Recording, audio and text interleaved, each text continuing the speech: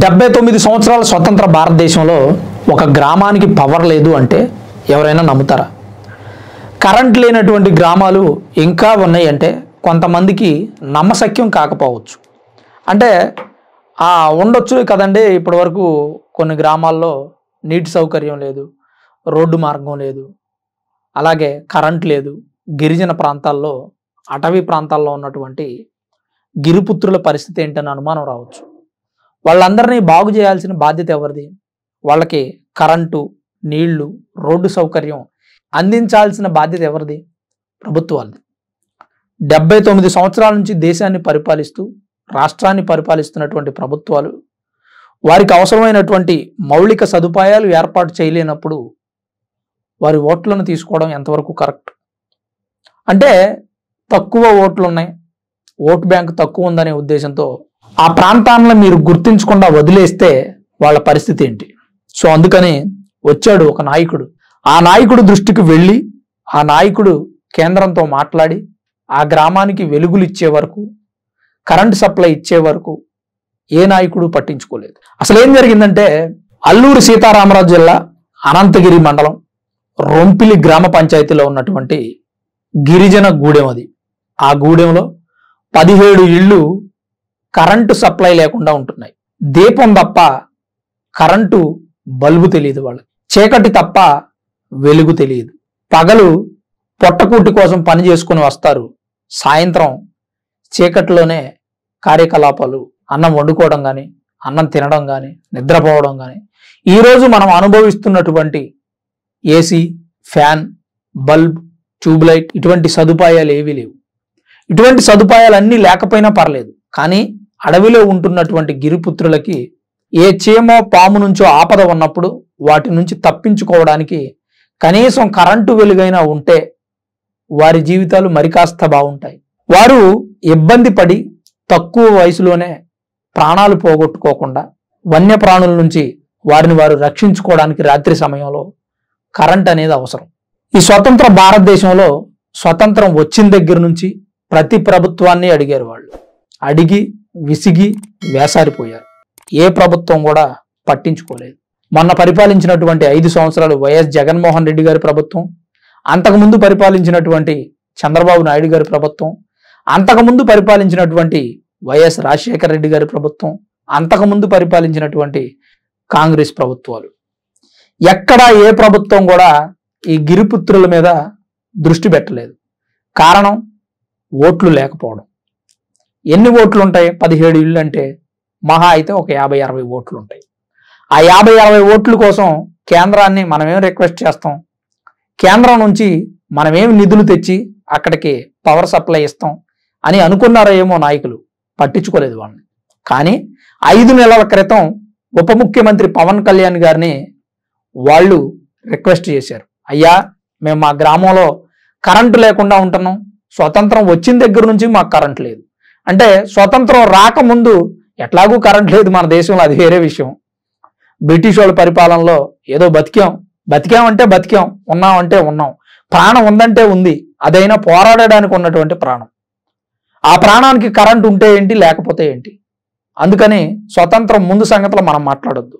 స్వతంత్రం వచ్చిన తర్వాత సంగతులు ఏంటంటే, మనిషి స్వేచ్ఛా వాయువులు పీల్చుకోగలిగాడు, స్వేచ్ఛగా బ్రతకగలిగాడు, తనకు కావలసిందేంటో అడిగి తీసుకోగలిగాడు.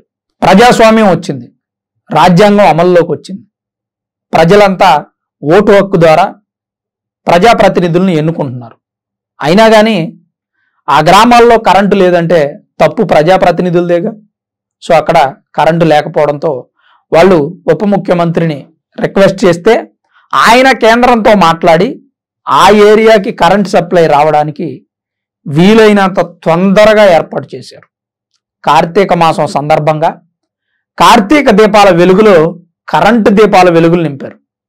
మామూలుగా ఇది ఏ నాయకుడైనా తలుచుకుంటే చిన్న పనే, పెద్ద పనేం కాదు, పెద్ద విషయమేం కాదు. ఈ 79 సంవత్సరాల్లో ఎందుకు చేయలేదంటే ఏ రాజకీయ నాయకుడు తలుచుకోవాలా.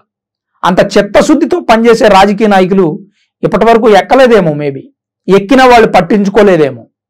అంతటి గొప్ప నాయకులు లేరని నేను ఉన్నారు, కానీ ఆ సమస్య వాళ్ళ దృష్టికి వెళ్ళలేదేమో. వెళ్ళినా చూసి చూడనట్టు వదిలేశారేమో. పవన్ కళ్యాణ్ గారి దృష్టికి ఆ సమస్య వచ్చింది. తక్షణమే పరిష్కరించి ఆ కుటుంబాలకి కరెంట్ సప్లై ఇచ్చారు. 9.6 కిలోమీటర్ల మేర కరెంట్ లైన్ లాగారు. 215 స్తంభాలు పట్టాయంట ఈ లైన్ వేయడానికి. కరెంట్ లైన్ వేసి సోలార్ ప్యానెల్ ఏర్పాటు చేసి దాన్ని ప్రత్యేకమైనటువంటి ట్రాన్స్ఫార్మర్తో కనెక్ట్ చేశారు. వాళ్ళు ఇబ్బంది పడకుండా పవర్ సప్లైకి. వాళ్ళకి అట్లా చేసి కరెంట్ ఇవ్వడంతో పవన్ కళ్యాణ్ గారి ఫోటోలకి పాలాభిషేకం చేస్తున్నారు గిరిపుత్రులు. ఎన్నికల ముందు రాజకీయ నాయకులు వాగ్దానాలు ఇస్తారు. అవి ఎన్నికల్లో గెలిచిన తర్వాత ఎన్ని నెరవేర్చుతారు అంటే చెప్పలేం. అదొక ప్రశ్నార్థకంగా మిగిలిపోతున్నటువంటిది. అది ఇచ్చిన హామీలతో పాటు ఇవ్వని హామీలు కూడా నెరవేరుస్తున్నారు ఇప్పుడున్నటువంటి కూటమి ప్రభుత్వం నాయకులు. బహుశా వాళ్ళకి గతంలో తగిలినటువంటి దెబ్బ అవ్వచ్చు, లేదా ఆంధ్రప్రదేశ్ని ఒక స్థిరమైనటువంటి రాష్ట్రంగా నిలబెడదామనేటువంటి చిత్తశుద్ధి అవ్వచ్చు.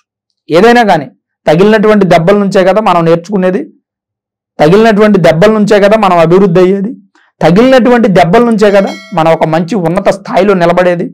అందుకని కూటమి ప్రభుత్వం వాళ్ళకి తగిలినటువంటి దెబ్బలు అవ్వచ్చు, జనసేన పార్టీకి తగిలినటువంటి దెబ్బలు అవ్వచ్చు, అవన్నీ దృష్టిలో పెట్టుకొని గొప్పగా నడుచుకుంటున్నారు వాళ్ళు. వాళ్ళ నడవడికకి రాష్ట్రం అంతా నీరాజనాలు పడుతుంది. ప్రతి వ్యక్తి వాళ్ళని అప్రిషియేట్ చేస్తున్నారు. ఈవెన్ అపోజిషన్ వాళ్ళు కూడా అప్రిషియేట్ చేస్తూ ఉన్నారు. తల్లికి వందనం పథకంలో కానీ, రైతు భరోసా పథకంలో కానీ, సంక్షేమ పథకాలు అమలు చేసి డెవలప్ చేయడంలో కానీ. చాలామంది వైఎస్ఆర్సీపీ పార్టీ నాయకులు కూడా మా ప్రభుత్వం ఎందుకు ఓడిపోయింది ఇప్పుడు మాకు అర్థం అవుతుందని మాట్లాడినటువంటి సందర్భాలు అనేకం ఉన్నాయి. అయితే ఇందాక నేను అన్నట్టు ఎన్నికల ముందు వాగ్దానాలు ఇవ్వకపోయినా ఒక కార్యక్రమాన్ని విజయవంతం చేయగలిగారు అంటే ఆ నాయకుడికి ప్రజా పరిపాలన మీద అవగాహన ఉండాలి. ఒక్కసారి మమ్మల్ని గెలిపించి చూడండి, మేము పరిపాలన చేస్తామని చెప్పారు పవన్ కళ్యాణ్ గారు. ఆ చెప్పిన దానికి న్యాయం చేయగలుగుతున్నారు. 10 సంవత్సరాల తర్వాత ప్రజలు ఆయన నమ్మారు అంటే ఆ నమ్మకాన్ని ఆయన నిలబెట్టుకోవడానికి ప్రయత్నం చేస్తున్నారు. ఏదేమైనా పవన్ కళ్యాణ్ గారు లాగా ఆలోచించగలిగేటువంటి రాజకీయ నాయకులు ఉంటే ఖచ్చితంగా ఈ దేశంలో దారిద్ర్య రేఖ అనేది ఉండదు, దరిద్రంలో ఉన్న ప్రజలు ఉండరు. అంతా కూడా ఎంతో కొంత మెరుగును పడి ఉంటారు. కోట్ల రూపాయలు సంపాదించకపోవచ్చు, లగ్జరీ విల్లాల్లో ఉండకపోవచ్చు, ఉన్న దాంట్లో మాత్రం ఖచ్చితంగా మెరుగ్గా ఉంటారు. అటువంటి రాజకీయ నాయకులు కావాలి. ప్రజాస్వామ్యంలో ఇటువంటి రాజకీయ నాయకుల్ని ఓటేసి ప్రజలు ఎన్నుకోవాలి. మనం ఓటు వేసాం కదా వాళ్ళు పని చేస్తారులే అనుకుంటే తప్పు. పని చేయకపోతే వాళ్ళతో పని చేయించుకోవాల్సిన బాధ్యత కూడా మనదే. ఒకసారి ప్రజలంతా గుర్తించుకోవాల్సిన అవసరం ఉంది. సో ఇక్కడ పవన్ కళ్యాణ్ గారు చేసినటువంటి పనిని ఆ గిరిజన ప్రాంతంలో ఉన్నటువంటి ప్రజలే కాదు అందరూ అభినందిస్తూ ఉన్నారు. అయితే గిరిజన గ్రామంలో వెలుగును నింపిన పవన్ కళ్యాణ్ గారి గురించి మీ అభిప్రాయం ఏంటనేది కామెంట్ రూపంలో తప్పకుండా తెలియజేయండి. అలాగే మనం ప్రజలంతా పవన్ కళ్యాణ్ గారిని ప్రశంసిస్తుంటే పవన్ కళ్యాణ్ గారు మాత్రం ఆ క్రెడిట్ మోదీ గారికి, చంద్రబాబు నాయుడు గారికి ఇచ్చారు. కేంద్రం నుంచి ఫండ్స్ కలెక్ట్ చేసుకోవడం, స్టేట్ పర్మిషన్ తీసుకొని వాళ్ళకి కరెంట్ ఇవ్వడం, అక్కడ ఆ క్రెడిట్ కూడా మోదీ గారికి, సిబిఎన్ గారికి ఉంది కాబట్టి వాళ్ళకి ఇచ్చారు ఆయన. సో అది ఆయన గొప్పతనం. ఇంకా మనం పవన్ కళ్యాణ్ గారి గురించి మాట్లాడుకోవాలంటే కొన్ని గంటల సమయం పడుతుంది. సో ఇక్కడితో ఈ వీడియోను ముగిద్దాం.